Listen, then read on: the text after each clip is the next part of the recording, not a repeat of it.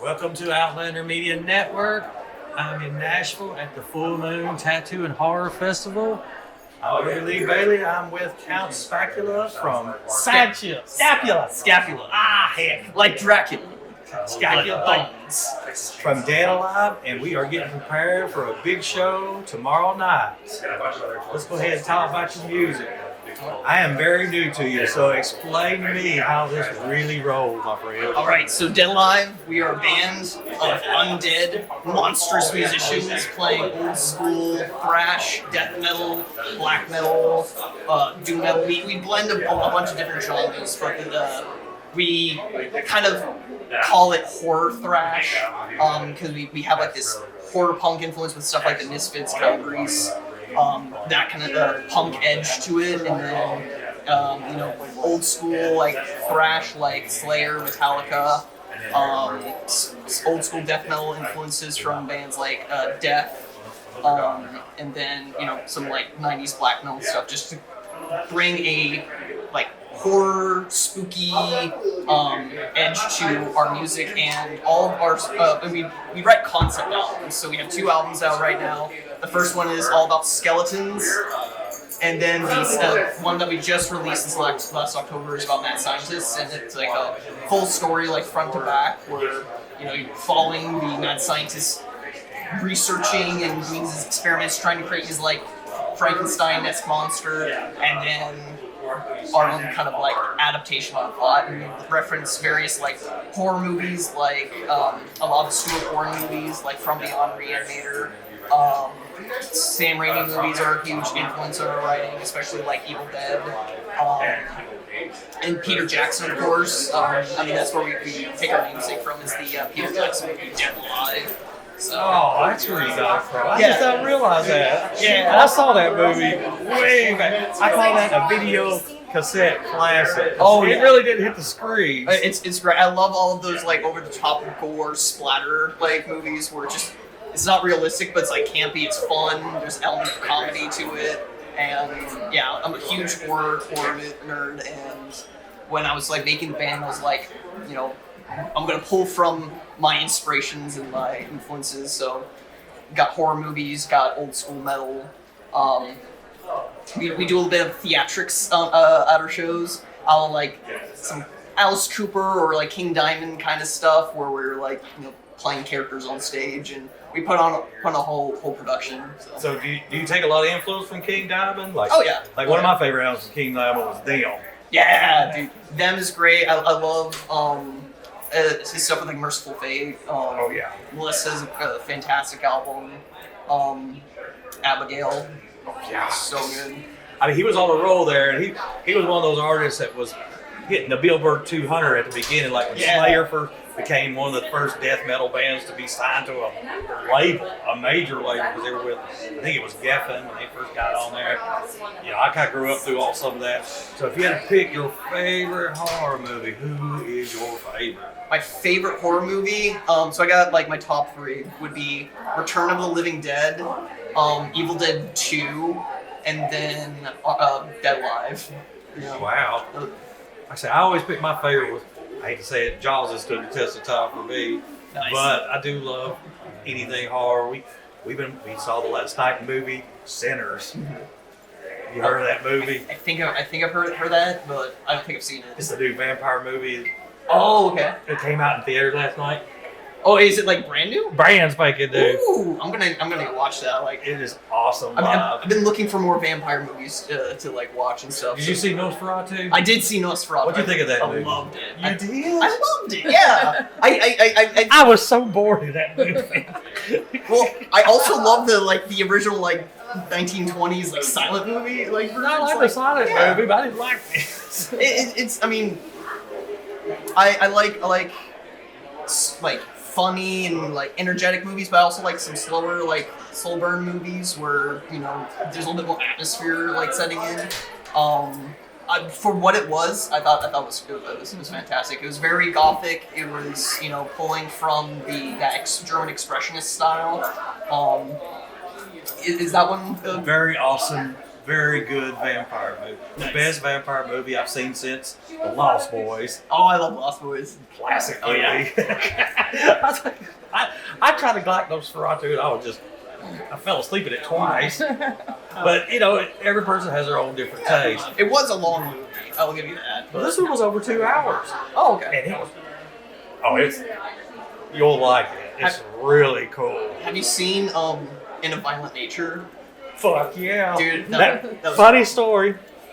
We did our end of the year top 5 movies for horror last year. Me and her had our own horror movie list, and the only requirement was you had to be seen in the theater. Right. If you were seen at home, you don't count. My number 1 was In a Violent Nature. nice. I love that movie from the third person view. Love that movie. One of the first horror movies I watched was like Friday the 13th Part 3, I believe it was. Like, it was made on TV in 2010 or whatever on FX. So it was they had the censors on for a lot of the gore. Oh yeah. But when it comes to the classic slashers, Jason's my favorite one. And the In a Violent Nature movie had a lot of that spirit to me, but it kind of had its own approach with the kind of nature documentary kind of aspect where they're following him around and just kind of To be honest, I saw Terrifier 3 in the theater last year. Out of all the kills last year I seen on horror movies, he had the top kill. those movies That In a Violent Nature had the top kill to me. That when he had that girl inside that cliff. right around. That was gnarly. I like the Terrifier movies; those are great. But I do get a little squeamish sometimes, and those Terrifier movies just bring me right to that edge of just Well, it's more realistic because Right. a lot of people will just die right there, and it brings us that more realistic. Matter of fact, as we were sitting here talking, David Thornton just walked by here. Right there, Nice. did he recognize him? Because he looks very normal because Yeah. he's not dressed as Art the Clown, so you're not going to recognize him. He looks just like a regular, normal Joe like us. Yeah. Well, like me. Art would look like me, I guess. And like I said, is your metal band. Who is a number 1 rock that you're at the peak that you have gotten most influence on? So most influence would probably be Death, Chuck Schuldner's band back late 80s, early 90s. I love Death. There's another band recently that is fairly local, but they started in the 80s and they took a 33-year hiatus, came back, released a 1-song, 45-minute long concept album, and I came on to them about a year ago, and I became obsessed. I was like, this band's so cool. Actually, I have them on my jacket right now. They're a band called Hexenhammer, and they have a demo album they released in the 90s, which is super awesome, old school, thrashy. It's there's elements of horror into it, but there's also other old school elements of doom metal and new wave British heavy metal stuff, kind of Universal Fate. And so that's a band that I really started sinking my teeth into recently. That's becoming more of an influence for me now. But when I first started Dead Alive 10 years ago, it was the classics Slayer, Death, Megadeth, Cannibal Corpse, those classics. Like I say, you're my second death metal band I've had on the show. My first was Convalescence. Oh, I know those guys, yeah. We played a show with them. I love those guys.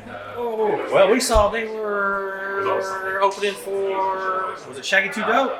I think it was Shaggy 2 Dope because we were there to interview them there because we were interviewing them and DJ Clay. Nice. You like ICP? A little bit, yeah. A little bit. My Axe is my buddy. I like a couple of those songs. Classic song. That was Yeah. which album was that? All the Fago. It's like war, hip hop and stuff. And it's fun. It's one of the most fun shows you'll ever go to. Have you been to an ICP? I haven't been to ICP yet, but You need to check out one of those shows. You will not be disappointed. I mean, like I said, I was fortunate to go see a Brooklyn Bowl from this last year. That was probably my 11th or 12th time seeing them. I've lost track how many times I've seen them. Nice. That's not probably the band I've seen the most. I mean, Twisted was my book. So you can probably tell which way I kind of lean, like Blaze, Twisted, like a little hardcore rap. And also, I do love my metal. I got to see a full Megadeth show not too long ago. Megadeth. He's a great artist. We had, one time we had the Kings of Thrash on our show. Oh, nice. They used to be all former members of Megadeth, and they're formed a band called Kings of Thrash. Dave Ellison, all of that match. It's a pretty cool little show. If you had a tour with anybody, who would you like to tour with? It's a great question. I would tour with pretty much anyone, but best fit bands would probably be Ghost if they would allow a death metal band to open for them. Then Necrogobblecon is another one that I really like. Oh, Necrogobblecon. You know that Necrogobblecon? Oh, hell I love yeah. those guys. I saw them. Yeah. I saw it at Vans Warped for the first time. Nice. That was awesome. Yeah. I've seen them 3 times when they were just starting to get popular. It was before Post Malone talked about them on whatever podcast that was. I love the theatrics of it. I love the blending of different melodies and styles that they explore. The wordplay is fantastic. I like how when they perform live, they didn't take themselves serious. We'll call this song Dragon. Right. Okay. And we kind of do a little bit of that where everyone in my band we dress in costumes. I'm a skeleton. The other one of our guitarists is the vampire. We got a new guitarist recently. He's the Phantom from Phantom of the Opera. And then our drummer is our hunchback, Igor from Young Frankenstein kind of stuff. I would like to say our songs are semi-serious. If you dig deep into the lyrics and you kind of ponder what either the story is being told or what kind of messages you can pull some value from it, but there's also the surface level kind of silliness of this is a song about skeletons chasing you down and ripping your skeleton out of your body kind of thing, or mad scientist songs. Y'all are touring right now too. Yeah, we're going on our first tour next month. It's actually 3 weeks from yesterday. Very excited about that.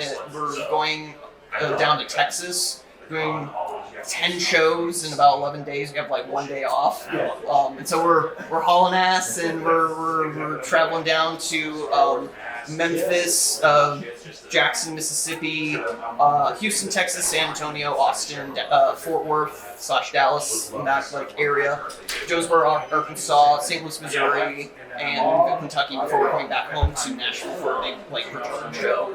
So, where are you going to be finishing in Nashville at? We're going to be at the Vinyl Lounge, which is the same place we're playing tomorrow night at the Vinyl Lounge with Guillotine down there and Kendall Cage. That'll be fun. We're playing completely different sets for all of these shows. So, and partly because we just got a new guitarist, so we need to train him up on all of our songs, so we can pick him up in set lists and all that, do encore songs, and be comfortable with our whole catalog. So we played 5 songs today. And then we're playing a different 8 songs tomorrow, and then we're playing a different 10 songs on a return home. And it's funny you mentioned Jaws earlier, but we just got out of the studio the other day recording a song about Jaws that we're releasing pretty soon in Shark Week is the plan for that. So it's gonna be super fun. Like I said, I can't wait for the show tomorrow night. We will be there. Outlander will be there on hand. We just can't wait to see the show. And like I said, tickets are only $14 today, $15 at the gate. I go with that all day long, and I hope the place is full, which it will be. Yeah. I mean, you had an album release party back in either October or November? Yeah. Where was that at? That was at the Cobra. Cobra. One of the East Nashville venues. I've been there. Yeah. Oh yeah, we did 2 interviews, 3 or 4. I'm not sure how many interviews I've been to Cobra. Yeah. I've been there. We love that place. That was where we played our first show. And so I was I feel like it'd be fitting to play our album release show there, as while we were grinding, playing around town, getting like really tight with our live show. We got that whole thing recorded. We're going to actually release that later this year. So funny story with that. We have beautiful, crisp 4K footage of that entire performance. Multiple cameras. It's great, but we weren't allowed to get a board mix, so it's just whatever we could pick up on the camera. So the audio is not that great, but in the spirit of like underground, true cult black metal like ethos, we're gonna put it on VHS and condense it down to 480p in black and white and put it out like that. Well, if you ever need to work on your sound, always remember the Don King is right here, There you or go. you call it Troll. It always clears up all the sounds. It eliminates all the stuff around us. Nice. It's pretty neat how this does it. Best. I don't know what we paid for it, but it's great. I love this thing. Yeah. We're going to wrap this up, and we can't wait for the show tomorrow. Thanks for coming on here. Thank you for having me. And catch Count Scapula. Scapula. Not spatula. Count Scapula with Dead Alive at the Vinyl tomorrow. Follow us on social media at Dead Alive Metal.